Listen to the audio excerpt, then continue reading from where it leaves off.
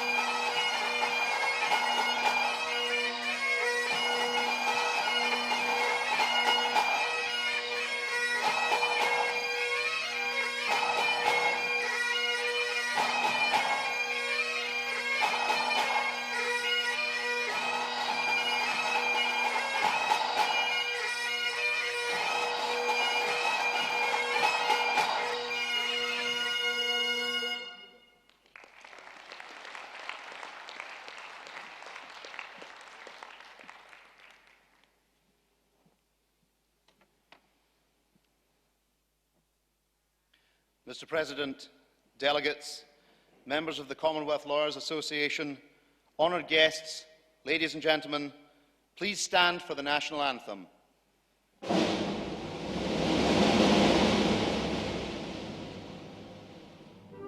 God save our gracious Queen, long live our noble Queen. God save our Queen. Send her victorious, happy and glorious, long to reign over us. God save our Queen.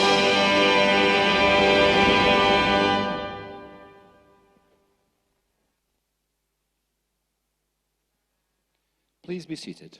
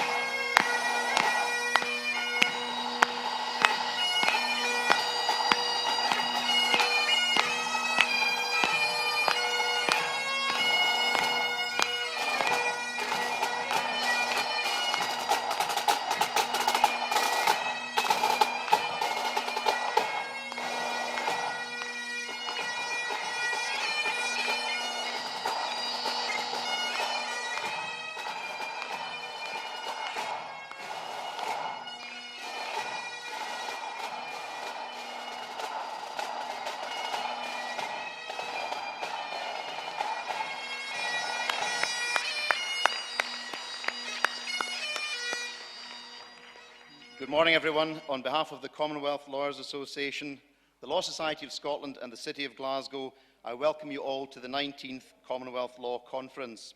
My name is Austin Lafferty. I am a local solicitor and your host for the conference.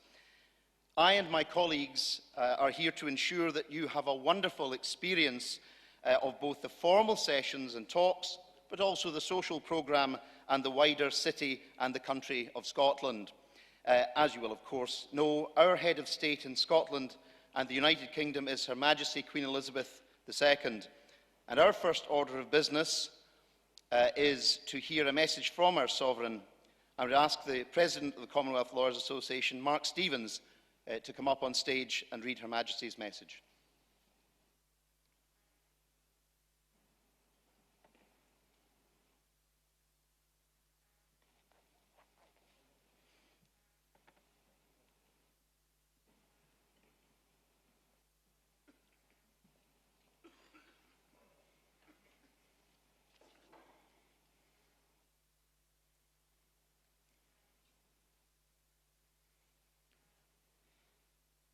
Magna Carta to Commonwealth Charter.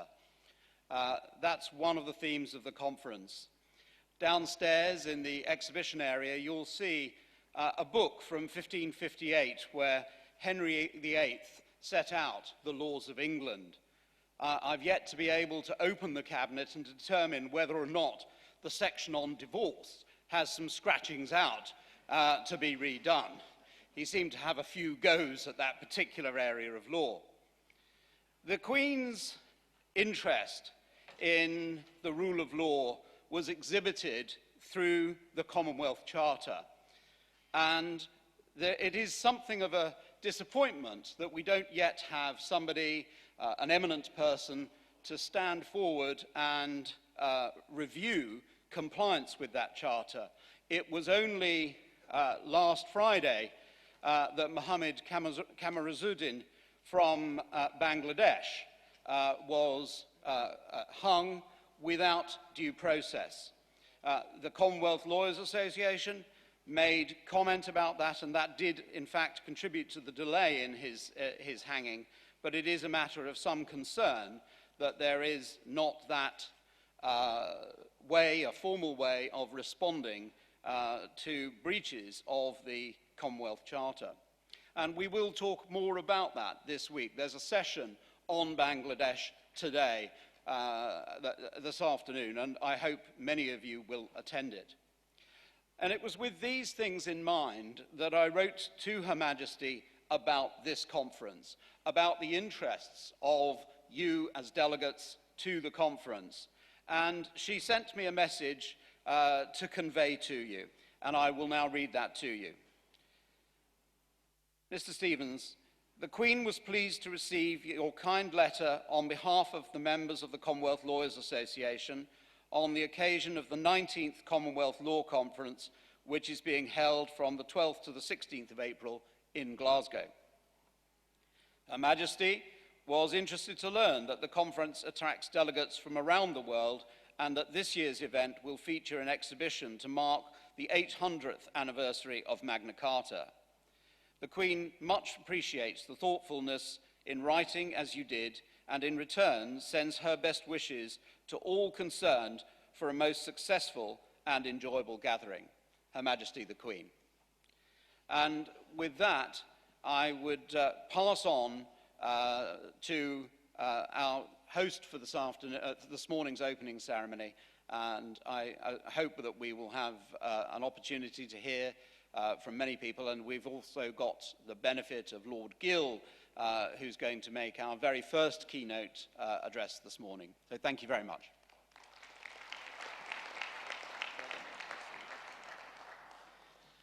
Thanks very much, Mark. The Commonwealth Law Conference is hosted this year by the Law Society of Scotland, the professional body of all solicitors in this country. I call upon our President, Alistair Morris, to introduce the Lord President and Lord Justice General of Scotland, the Right Honourable Lord Gill. Alistair.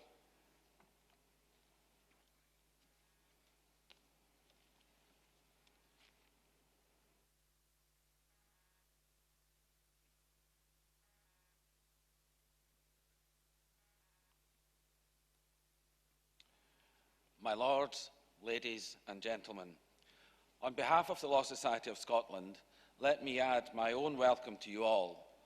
Welcome to Scotland, welcome to this great city of Glasgow, and welcome to the 2015 Commonwealth Law Conference. Whether you have travelled 5 miles or 5,000 miles, we are delighted to see you here and wish you a fantastic conference. It is amazing to think that almost 2.5 years ago, we first learned of the decision by the Commonwealth Law Association to bring their conference here to Glasgow. How time flies. This is a most fascinating and welcoming of places. Recently voted the world's friendliest city, Glasgow hosts stunning architecture, a vibrant nightlife, world-class restaurants, breathtaking scenery, and exists as one of the greatest shopping destinations anywhere in the world. But as the city's slogan rightly says, it's the people that make Glasgow, that style and character, that humour and hospitality. The people of this city were on show like never before at last year's Commonwealth Games. I have no doubt all of you will have a chance to experience what Glasgow and its people have to offer over these next 4 days. You also visit Scotland during a truly unprecedented period of change for our legal profession. Change that is exciting and daunting in equal measure. Digitalisation and technology, the commoditisation of legal services, globalisation and the opening of new markets, all have brought challenges as well as opportunities. Despite the worldwide economic shock of 7 years ago and the sluggish recovery seen since then, the solicitor profession here in Scotland has never been bigger. Last year, we passed 11,000 solicitors for the first time, and one of the best parts of my job as president is seeing the stream of talented individuals entering the profession each month. Long gone are the days of the Law Society's membership being dominated by principals and relatively small-scale private practice units. Our largest 20 legal firms now account for almost 1/3 of all Scottish solicitors. Another third work in-house, either for the public sector or in private industry, but all are working completely outside the world of private practice. And the demographics of our profession are changing too. There is now an equal 50-50 split in terms of male and female solicitors. And for those newly entering the profession, women outnumber the men 2-to-1. And ours is a profession which is increasingly international in its outlook. After Edinburgh and Glasgow, the next largest concentration of Scottish solicitors is in London, and we have increasing numbers of members working outside the UK, from Dubai to Washington to Sydney. With specialism in oil and gas, financial services, bioscience, Scottish solicitors have much to offer beyond our own domestic market. And with the Scottish Arbitration Centre, Scotland is increasingly positioning itself as a centre of excellence for dispute resolution and on the international stage. As we look to use new laws which allow for new forms of non-solicitor-owned legal practices, we are already seeing new and innovative business models for the delivery of legal services, innovation to attract new types of capital, to diversify services, and to bring in greater external skills and specialisms. All of this has happened as the wider justice system modernises and reforms. And of course, Scotland continues on its own journey after last year's historic referendum deciding on whether to become an independent country or not. A process which saw a record turnout of voters and political engagement on a scale never before seen in this country. We are now only a few short weeks away from a UK general election, against what is probably the most uncertain elections in my lifetime. I believe one thing is assured: further change is coming. An appetite for more localised decision-making here in Scotland means all of Scotland's main political parties are committed to ensuring more decisions affecting Scottish people are taken here in Scotland. That change will also bring new work, new opportunities, and a need for greater specialisation for lawyers. I know many of you experience pressures and drivers for change in your own countries and jurisdictions. But whatever the reforms, whatever the evolution or revolution of the work of lawyers, some things must also endure. Justice, fairness, and the fundamentals of the rule of law. So I hope that the programme of seminars and speakers that await you this week will respond to the issues which you face in your working lives. I hope they also challenge your thinking, offer a chance to learn from others, allow you to share your own experiences, but also to make new contacts and some new friends too. And against that backdrop of change in legal professions across the Commonwealth, it's right that our first main speaker for this conference is someone who has been at the vanguard of that reform right here in Scotland. Appointed by Her Majesty the Queen as our Lord President and Lord Justice General in 2012, Lord Gill is Scotland's longest-serving and most senior judge. In his time as President and Lord Justice Clerk before that, Lord Gill has shown a purpose and determination in reforming the structure and operation of our justice system, making courts more efficient and effective, embracing the digital world through an ambitious use of new technology, making justice open and accessible for those who depend on it. I know firsthand of Lord Gill's commitment to ensure Scotland's justice system is truly fit for purpose in the modern age. Lord Gill was a great supporter of the Scottish bid to host this conference. He has also provided valuable advice, guidance and support as the plans took shape and as the world-class agenda before you this week has been pulled together.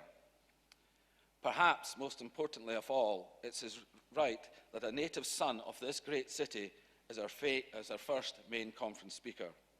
So my lords, ladies and gentlemen, please welcome Scotland's Lord President of the Court of Session and Lord Justice General, the Right Honourable Lord Gill.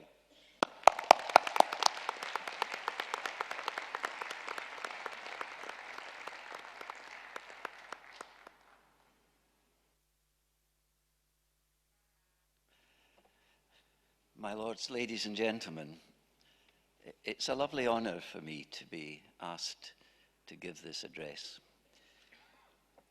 particularly in light of the fact that it is so many years since Scotland last hosted a major international legal conference. The hosting of this conference is a great privilege for Scotland and for its legal profession. And so on behalf of the judiciary and the legal profession, I thank you for coming here. Many of you have come from great distances and have supported this worthwhile event. On your behalf too, I'd like to thank, if I may, the Law Society of Scotland and its organising committee for their hard work in planning this event. Glasgow is the city where I was born and brought up. I was born less than 2 miles from here. And I hope that you will experience throughout the course of the conference some of the good things that this great city has to offer. And Mr. President is quite right.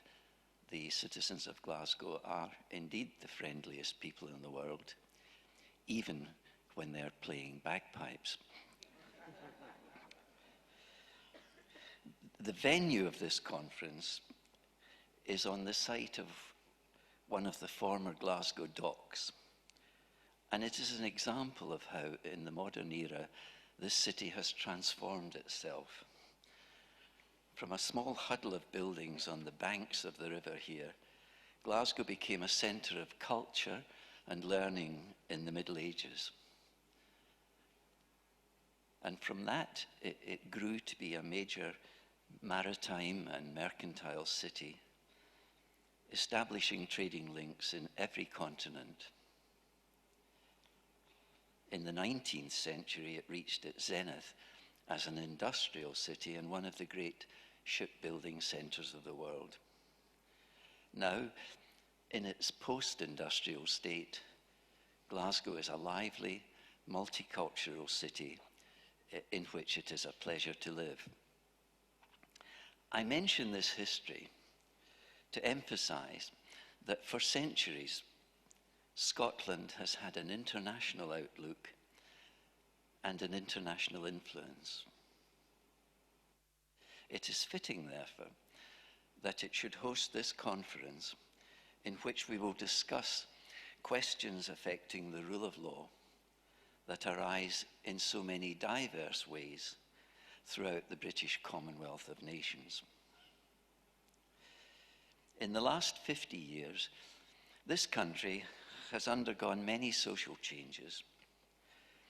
Our legal system, founded on the principles of the Roman law, is our inheritance from the close links that in medieval times united Scottish scholarship in all the traditional academic disciplines with the great European centres of learning. The legal system of modern Scotland has had to adapt to a rapidly changing society while remaining true to its fundamental principles. Today, I wish to discuss two of these: the independence of the judiciary and the independence of the legal profession. Judicial independence is a subject that has been discussed in countless ways and on countless occasions in conferences of this kind. And it is none the worse for repetition at this one. I hope that in this address I will not traverse familiar ground or repeat truisms that all of us can take for granted. The Scottish judicial oath for centuries has articulated the standards to which our judiciary should adhere, namely, to do right to all manner of people after the laws and usages of this realm, without fear or favour, affection or ill will. That oath is the judicial credo. The rules by which it is implemented are derived to some extent from our history, to some extent from our surroundings, and from our perception of what is acceptable by the social mores of the day. The idea that the judicial oath is our safeguard is one that we need to re-examine constantly and vigilantly. The threats to judicial independence do not always come with a knock on the door in the middle of the night. In a society that prides itself on the independence of its judiciary, the threat may come in more insidious ways, even at the hands of well-meaning governments and well-meaning legislators, in the name of efficiency and sometimes, ironically, in the name of transparency. To protect itself, the judicial system must stay aloof from controversy on social issues. Our forum is the court of law. Judicial independence is one of the fundamental values that the institution of the Commonwealth represents. And throughout the course of this conference, in differing ways, aspects of that independence will underlie much of our discussions. Society's standards and its expectations of our justice system are changing all around us, but we must adhere to our own constant values. As Judge William Cranch put it, in dangerous times it becomes the duty of the judiciary calmly to poise the scales of justice, unmoved by armed power, undisturbed by the clamour of the multitude. Only in this way can we truly defend the right of the citizen to call the executive to account. Today I wish to discuss this familiar subject for a few moments from a less familiar standpoint. My proposition is that the independence of the judiciary cannot survive without the independence of the profession. And I ask the question, what kind of judges do we wish to have?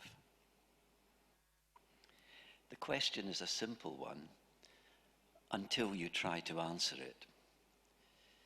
In 48 years in the business of the law, I have known judges of outstanding academic brilliance who found it difficult to make a decision for fear of being wrong, or who pursued relentless logic without due regard to common sense.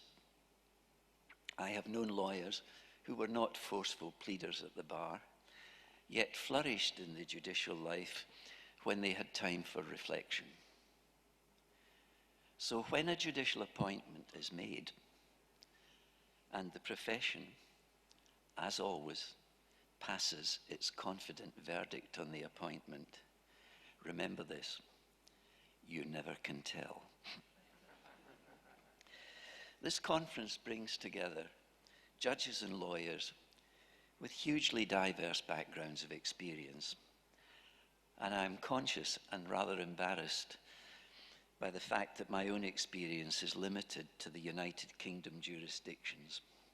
But I think that in what I say you may recognize some features that are familiar whenever this subject is discussed anywhere in the English-speaking world.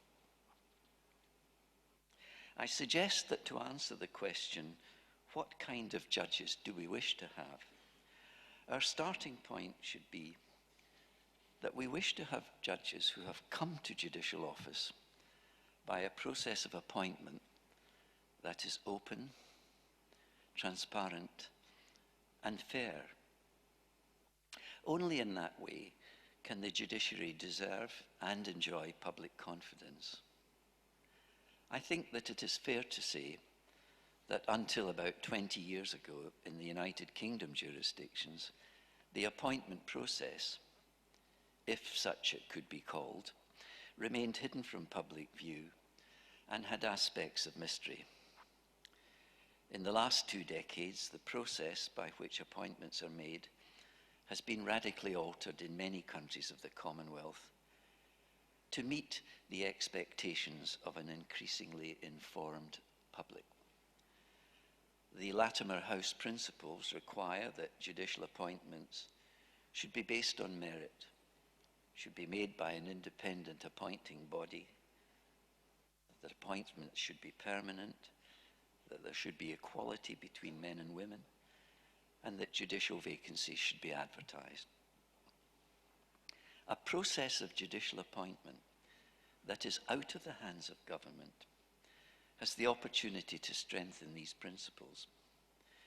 Before our appointment system in Scotland became independent, it was largely based on appointments from the senior ranks of the bar. Selection, in my view, was then still careful and considered, but it simply lacked any form of public transparency or public scrutiny. So in arguing for a proper process, I'm probably knocking on an open door. But I have to confess to you that I am one of the last judges in Scotland who were appointed before any formal appointment process was even in contemplation. Yes, I was appointed a very long time ago. And for that reason, I take great comfort from the following comment of Lord Phillips. He said, before the Constitutional Reform Act of 2005, we did not have an appropriate independent process for appointments, which does not mean that those appointments were flawed. Contrast that method of appointment with that which led to the appointment of Judge David Prosser in the Supreme Court of Wyoming. His Honour was appointed first by the Governor, but then re-elected as an appellate judge in a closely fought public election in which the candidates' campaigns spent large sums of money. His Honour was thereafter asked the question whether he thought it in order that a judge elected in this way should recuse himself in a case involving one of his campaign donors. This was his untroubled reply. He said, "The effect of even large contributions can wear off after a reasonable amount of time has passed."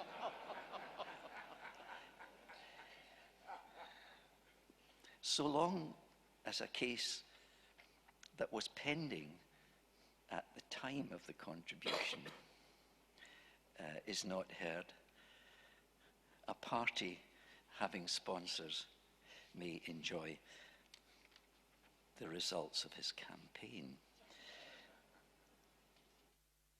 Clearly, Judge Prosser is a man of some decided views.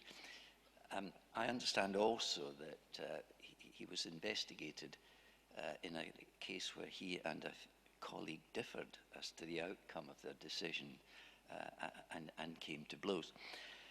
But let that pass. Clearly, this is a jurist who deserves a wider public. But the real and inescapable question is, if our process of appointment is duly Latimer compliant, what are to be the criteria by which the appointment will be made? Nearly 30 years ago, an Australian writer summed it up in this way: if judges are professionally qualified and are personally men of integrity and good character, the justice they administer will undoubtedly be of superior quality.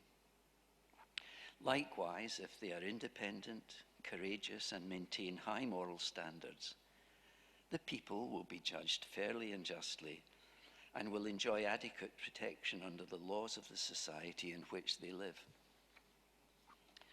Most appointing bodies will adopt the principle that their sole criterion is merit, while quickly adding that they are also committed to the creation of a judiciary that fairly reflects the balance of the sexes and is representative of the minority groups in modern society.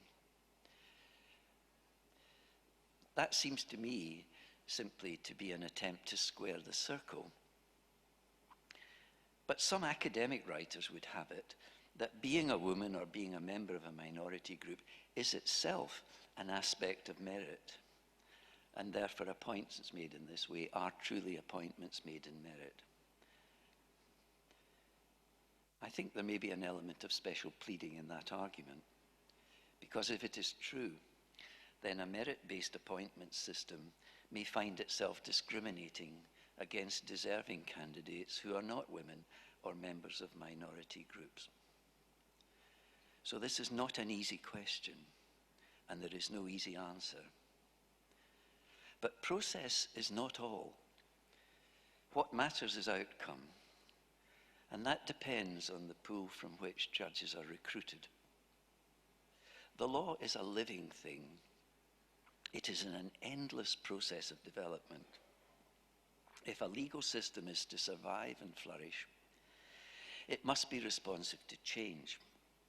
Change in society, change in commerce, change in technology. That is particularly true of a small jurisdiction such as Scotland, that has its roots in the Roman law rather than the common law, and which holds principle to be more valued than precedent if the two should collide. I suggest to you that while academic excellence can never be the sole criterion for judicial appointment, no judiciary can survive without a solid substratum of academic excellence among its number. The law that we serve is an intellectual discipline. If a legal system is to survive, it must be in the hands of judges who have a profound understanding of its theoretical roots and of the concepts by which the process of legal analysis is carried out. We also need judges who have the qualities of imagination and inventiveness by which the law develops and renews itself, and without which qualities judges become the hapless captives of precedent. Today's appointee may in due time ascend to the appellate courts, in whose hands it can truly be said the future of a legal system lies. How and where are such judges to be found? One advantage of the old system was that appointments were made from the senior ranks of the bar, from lawyers who had proved themselves through many years of court experience in a competitive professional environment, acting as independent practitioners in various and diverse areas of the law. There was much to be said for that. Even the best process will achieve nothing unless judges are being recruited from the best in the profession. And that is why we need a truly independent profession, one in which pleaders have wide practical experience, who are beholden to no one, and who are fearless and courageous in all that they do. In my view, the public interest lies in the survival of a vigorous, independent referral bar, fully supported by a vigorous and independent solicitor branch. That is why I suggest for your consideration that one of society's priorities is to foster the independence of the profession. It is in the interest of the public that every citizen should have available the services of lawyers who have no ties to any organization other than their own professional body, and who have no obligations other than to the court, to the client, and to their own exacting professional standards. The independence of the citizen's defender is the surest bulwark in the defense of the rule of law. And it is in that tradition of independence that the judiciary should find its greatness. It is clear that in Scotland, and perhaps also in other United Kingdom jurisdictions, there is a reluctance to seek judicial appointment among some who are in the front rank of the profession. Why should that be so? In my view, appointment to the judiciary is a privilege and an honour to which every member of the profession should aspire. It is the noblest of callings. It seems to me that where it is clear that some of the best of the lawyers of today are not interested in a judicial career, there is something wrong, either with the conditions of the job or with the appointment system itself. If we consider the conditions in which judges work, I'm convinced that salary and pensions are not the sticking point. I suggest that the serious deterrents of the loss of independence, the pressure of judgment writing, the loss of the comradeship of the profession, the lack of opportunity always to specialize, an overall feeling that the work of judges is not truly appreciated, and the hostility of critics who are suspicious of all that we do. All of these erode judicial morale. As for the appointments process itself, we should perhaps consider whether, good and thorough though it may be, it is appropriate for such a unique form of public service. Inevitably, A process that is administered by the public service will adopt a typically public service appointment model. That may not be the best model for appointments to offices of constitutional significance. We must ensure that appointments boards include people of significant legal experience, as well as the lay membership that will provide a check on the process from a detached standpoint. Lay members from a variety of backgrounds, possessing different life experiences, can evaluate the non-legal competencies from the ordinary citizen's perspective. Temperament and commitment are character attributes that require no legal skill for their assessment. Nevertheless, a practitioner who has devoted his professional life to the practice of the law as an independent pleader and advisor, and who is unfamiliar with the language and the priorities of the world of HR, may find the process difficult.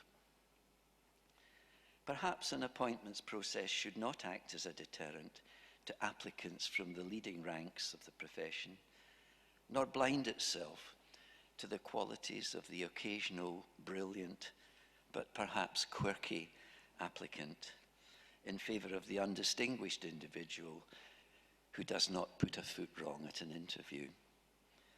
This may be a matter for consideration in work stream C.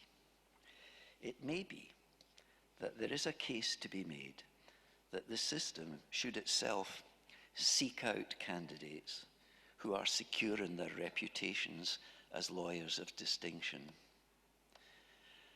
Perhaps we should listen to the words of Jethro as he counseled Moses in the book of Exodus. Now, search for able men among all the people, men who revere God and are honest men who despise unfair profits, and let them judge the people at all seasons. In order to attract new judges to the bench, we also require a comprehensive system of judicial education and training that will support judicial office holders throughout their careers. No one comes to the bench fully formed. In my view, judicial education's highest priority is not to teach judges the law, though they very often do need that, but to teach them about themselves. The life of a judge can be a lonely one, where the only support network available is that of one's friends and colleagues. In any system of judicial training, one of our primary aims should therefore be judicial resilience, the ability to have the insight to detect one's own shortcomings, not only in the practice of judging, in the writing of judgments, and so on, but in one's attitudes and in one's deepest prejudices and in the impact of one's decision on the litigant.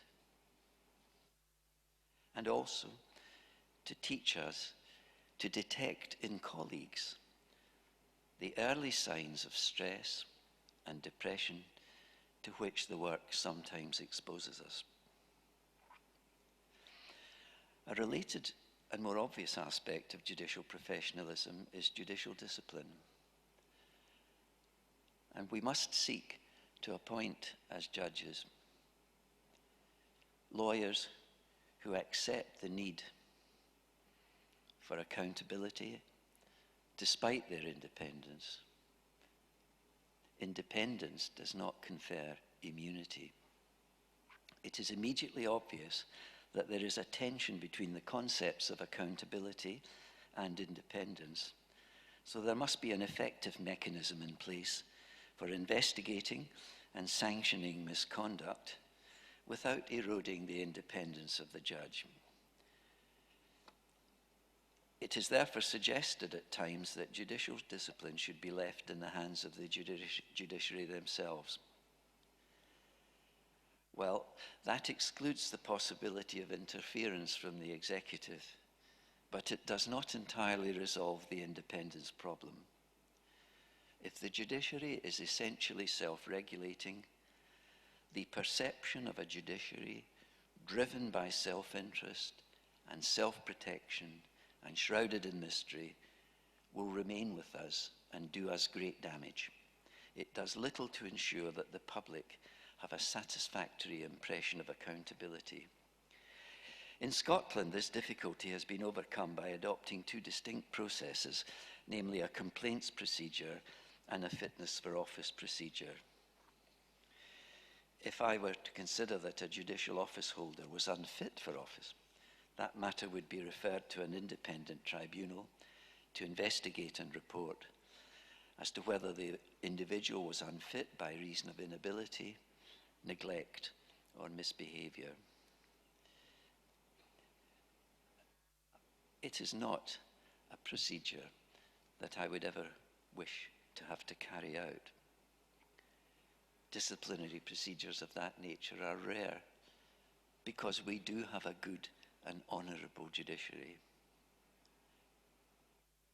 Perhaps it is a reflection of the fact that we now have a comprehensive statement of principles of judicial ethics that spells out exactly what conduct we expect of our judges. I've spoken elsewhere of the importance of formulating guidance of that nature, preferably in the form of a code of judicial conduct. It strengthens judicial independence by holding out to society the standards to which it can expect a judge to adhere and against which the judge himself may be judged. Whether we like it or not, judges and the legal profession are the legitimate subject of media comment. We must be prepared for criticism, and there is no point in us complaining that we cannot answer back. That is in the nature of the job, and that is what we have signed up to.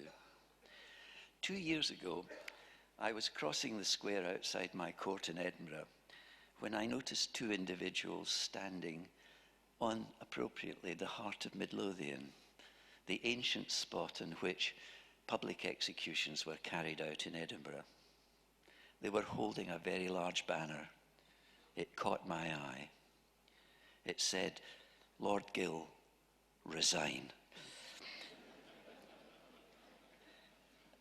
I never discovered what their reasons were, but I thought it was a privilege to be a judge in a society where the public could make a constructive suggestion of that nature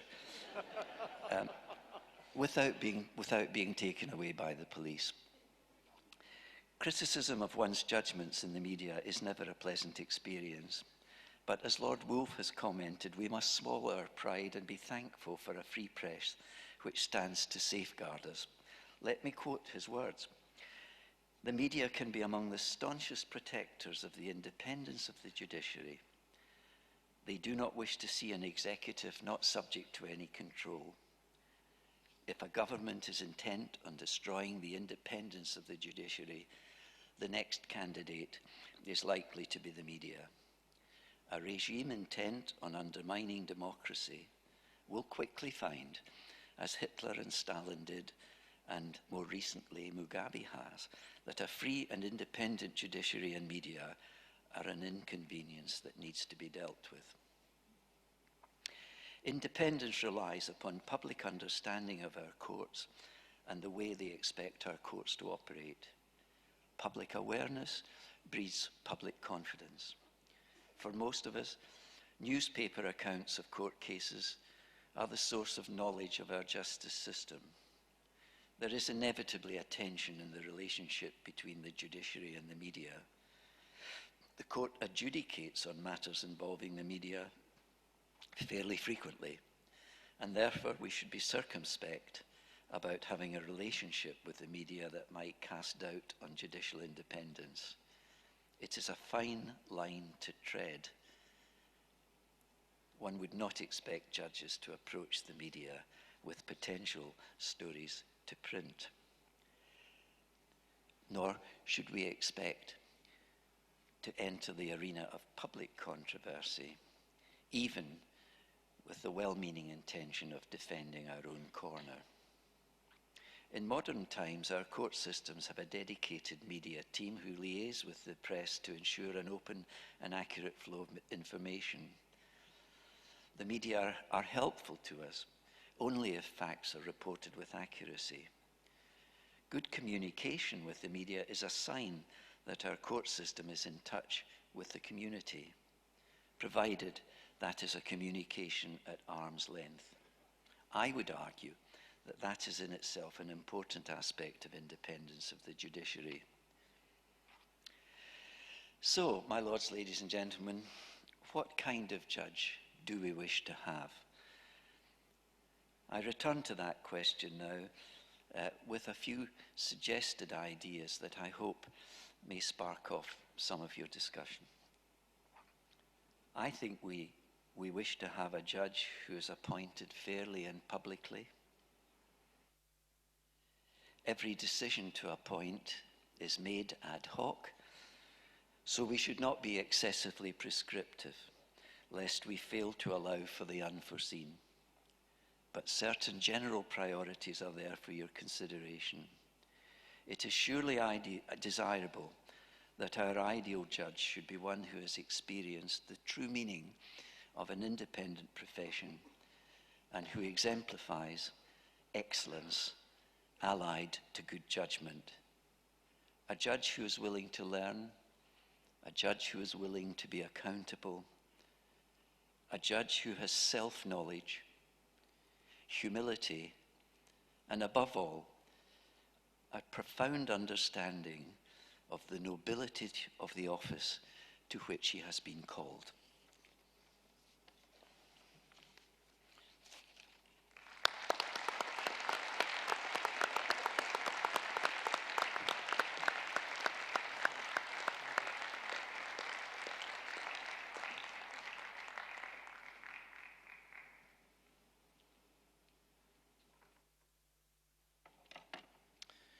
Well, thank you very much indeed, Lord Gill.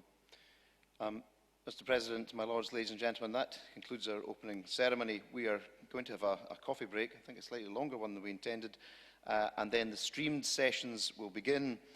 Please keep your programme close at hand because it directs you to what is going on and when and where. And also there are information boards all over the centre which will help direct you. If in doubt, please ask a member of staff. They're all Glaswegian, so they'll tell you what you want to know with a smile and a bit of a chat.